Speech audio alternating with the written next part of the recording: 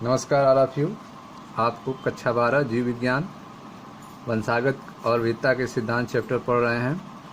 पिछले video lecture में आपको उत्परिवर्तन के बारे में बताया गया था। आज का वीडियो लेक्चर में आपको आनुवांशिक विकार के बारे में बताएंगे। आनुवांशिक विकार हेडिंग स्टार्ट कर रहे हैं।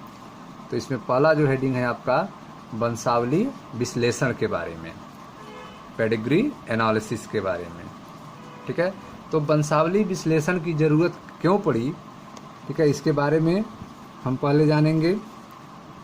ठीक है, आइए शुरू करते हैं। वंशावली विश्लेषण। मानव समाज में वंशागत विकारों की बात पुराने समय से चली आ रही है। ठीक है, तो मानव समाज में वंशागत विकार, ठीक है, कुछ ऐसे विकार होते हैं, कुछ ऐसे रोग होते हैं जो पीढ़ी दर पीढ़ी चलते रहते हैं। बाबा में है, पिताजी में है, बच्चों में है, तो ऐसे विकारों को क्या कहेंगे? वंशागत विकार कहेंगे। तो मानव समाज में वंशागत विकारों की बात पुराने समय से चली आ रही है। इसका आधार था कुछ परिवारों में विशेष लक्षणों के वंशबद्ध रहने की अवधारणा।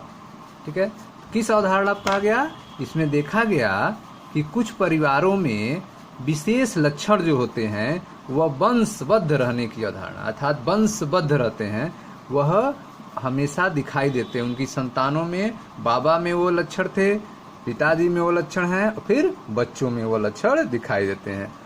तो इस आधार पर जो है हम वंशबद्ध रहने की अवधारणा लेते हैं।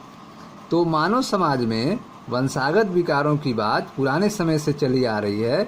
इसका आधार था कुछ परिवारों में विशेष लक्षणों के वंशबद्ध रहने की अवधारणा। मेंडल के कार्य की पुनः खोज के बाद मानव के लक्षण प्रतिरूपों की वंशागत के विश्लेषण की बात प्रारंभ हुई। मेंडल के कार्य की पुनः खोज के बाद, जब मेंडल के कार्य की पुनः खोज हो गई तो उसके बाद जो है मानव में जो वंशागत विकार हैं उनके पता करने की बात प्रारंभ हुई। मेंडल के कार्य की पुनः खोज के बाद मानव के लक्षण प्रतिरूपों की वंशागत के विश्लेषण की बात प्रारंभ हुई। ठीक, यह स्पष्ट है कि मटर के पौधे और अन्य जीवों के लिए किए गए तुलनार्थ संकर प्रयोग मानव में संभव नहीं है।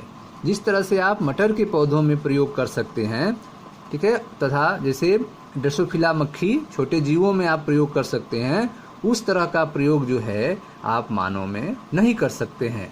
ठीक है, यह स्पष्ट है कि मटर के पौधे और अन्य जीवों के लिए किए गए तुलनार्थ संकर प्रयोग मानव में संभव नहीं है। इसलिए यही विकल्प रह जाता है कि विशेष लक्षण की वंशागत के संबंध में वंश के इतिहास का अध्ययन किया जाए।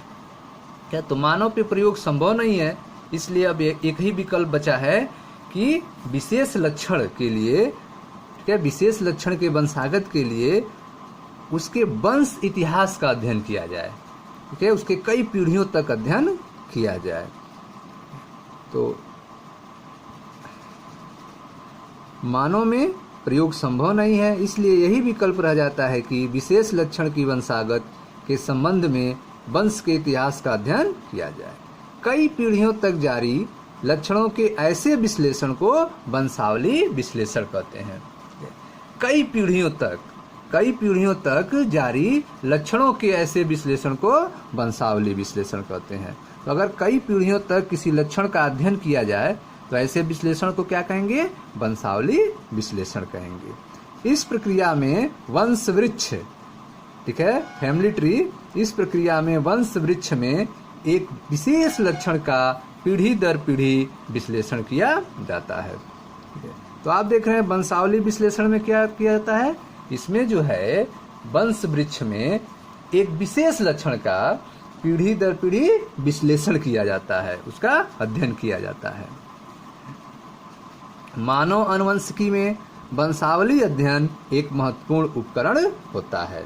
ठीक है, मानव आनुवंशिकी में वंशावली अध्ययन एक महत्वपूर्ण उपकरण होता है। मानव आनुवंशिकी को समझना है तो इसका एक महत्वपूर्ण उपकरण क्या होता है? वंशावली अध्ययन, जिसका प्रयोग विशेष लक्षण, अपसामान्यता या रोग का पता लगाने में किया जाता है। तो आप देख रहे हैं कि मानव अनुवंशिकी में जो वंशावली अध्ययन है उसका उपयोग क्यों किया जाता है? उसका उपयोग जो है विशेष लक्षण का पता लगाने में, असामान्यता या रोग का पता लगाने में किया जाता है। वंशावली विश्लेषण में प्रयुक्त कुछ महत्वपूर्ण मानक प्रतीकों को चित्र में दर्शाया गया है। जो है वंशावली विश्लेषण में कुछ मानक प्रतीक यूज किए जाते हैं, उनके बारे में आइए हम समझते हैं ध्यान से। वह कौन कौन से प्रतीक हैं? मानव वंशावली विश्लेषण में प्रयुक्त प्रतीक। मानव वंशावली विश्लेषण में प्रयुक्त प्रतीक के बारे में देखते हैं। तो ध्यान दीजिए, यह आप देख रहे हैं कि यह एक 4 कोने वाला वक्र है, ठीक है। तो इसमें आप देख रहे हैं इस वर्ग में ये अगर इस तरह से फिगर बना हो तो उसको क्या कहेंगे? नर कहेंगे। और यह सर्किल अगर बनी हो तो उसको क्या कहेंगे? मादा कहेंगे, ठीक है। तो अगर यह वर्ग बना हो आपका तो इस तरह से फिगर, तो उसको क्या कहना है? नर मानना है। और सर्किल अगर बना हो तो उसको मादा मानना है। अगर जो है इस तरह से बना हो फिगर तो इसको कहेंगे लिंग का उल्लेख नहीं, ठीक है। इसमें लिंग का उल्लेख नहीं है, यह नर है कि मादा है इसका इसमें कोई उल्लेख नहीं है। लेकिन अगर ऐसे फिगर बना है तो वह नर को बता रहा है, ऐसा फिगर है तो मादा को बता रहा है, और इस तरह के फिगर में लिंग का उल्लेख नहीं है, ठीक। अब ये जो तीनों फिगर हैं इनको अगर रेड कलर कर दिया जाए, ठीक है, जैसे यह आपका नर है इसको रेड कलर किया गया है, यह मादा है इसको रेड कलर किया गया, इसके लिंग के बारे में पता नहीं इसको रेड कलर किया गया है, इसका मतलब यह प्रभावित व्यक्ति को बता रहा है। यह जो है वह कैसे हैं? प्रभावित व्यक्ति हैं, ठीक। अब आप देखो यह नर का फिगर है और यह मादा का फिगर है, इन दोनों को आपस में एक लाइन से जोड़ दिया गया, इसका मतलब इन दोनों में मैथुन को दर्शाया गया है, ठीक है। नर और मादा को एक सिंगल लाइन से जोड़ना, इससे हमें क्या ज्ञात होता है? मैथुन के बारे में, ठीक। अगर नर और मादा को डबल लाइन से जोड़ दिया गया तब इसका मतलब रिश्तेदार के बीच मैथुन, रिश्तेदारों के बीच मैथुन अर्थात समरक्त मैथुन के बारे में बताया जा रहा है, ठीक। आइए अब समझते हैं आगे। यह आपका एक नर है और यह एक मादा है, ठीक। यह आपस में इनका मैथुन हो रहा है और उनकी यह संतान उत्पन्न हो रही हैं, ठीक। तो यह जो है आपका एक नर है और यह एक मादा है। तो जनक ऊपर और संतति नीचे हैं, यह आपके जनक हैं और यह संतति हैं, ठीक।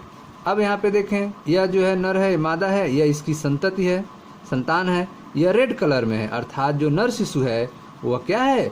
रोग से प्रभावित है, जनक रोग से प्रभावित है, नरक, ठीक है। नर शिशु वाले जनक रोग से प्रभावित हैं, ठीक। अगर इस तरह फिगर हो उसमें 5 लिखा हो तो इसका मतलब 5 प्रभावहीन संतति। तो ये जो फिगर हैं ये क्या है? प्रतीक हैं। मानव वंशावली विश्लेषण में इन प्रतीकों का यूज किया जाता है, ठीक है। आइए अब आगे देखते हैं, ध्यान दें।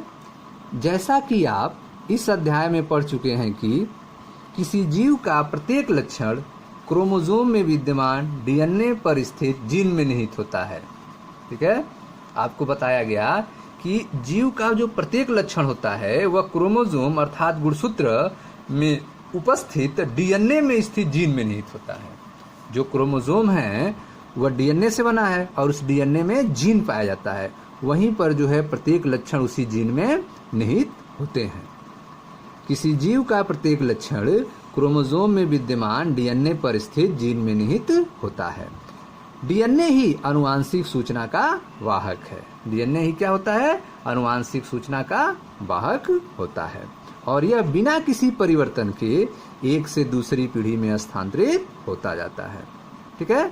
तो आप देख रहे हैं कि डीएनए जो है वह आनुवांशिक सूचना का वाहक है और यह बिना किसी परिवर्तन के एक पीढ़ी से दूसरी पीढ़ी में ट्रांसफर स्थानांतरित होता जाता है। हाँ, यदा कदा परिवर्तन रूपांतरण भी होते रहते हैं, कभी कभी जो है इसमें थोड़े परिवर्तन और रूपांतरण होते रहते हैं। इसी प्रकार के परिवर्तन या रूपांतरण को उत्परिवर्तन म्यूटेशन कहा जाता है। इसी तरह के परिवर्तन या रूपांतरण क्या कहते हैं? उत्परिवर्तन म्यूटेशन कहा जाता है। मानव में कई विकार ऐसे पाए गए हैं जिनका संबंध क्रोमोसोम या जीन के परिवर्तन रूपांतरण से जोड़ा जा सकता है, ठीक है। तो मानव में कई विकार ऐसे पाए गए हैं जिनका संबंध किससे है? क्रोमोसोम या जीन के परिवर्तन रूपांतरण से जोड़ा जा सकता है, ठीक है। तो इस तरह से आपने आनुवांशिक विकार की पहली हेडिंग पढ़ा, वंशावली विश्लेषण के बारे में। अब आपको जो है मानव में कुछ विकार के बारे में बताएंगे जिनका संबंध जो है क्रोमोसोम से, जीन से होगा। तो आइए शुरू करते हैं आनुवांशिक विकार की दूसरी टॉपिक, मेंडलीय विकार के बारे में। ठीक है, तो मेंडलीय विकार को हम देखते हैं अगले वीडियो में। तब तक के लिए आप वीडियो को लाइक करें, शेयर करें, सब्सक्राइब करें। धन्यवाद।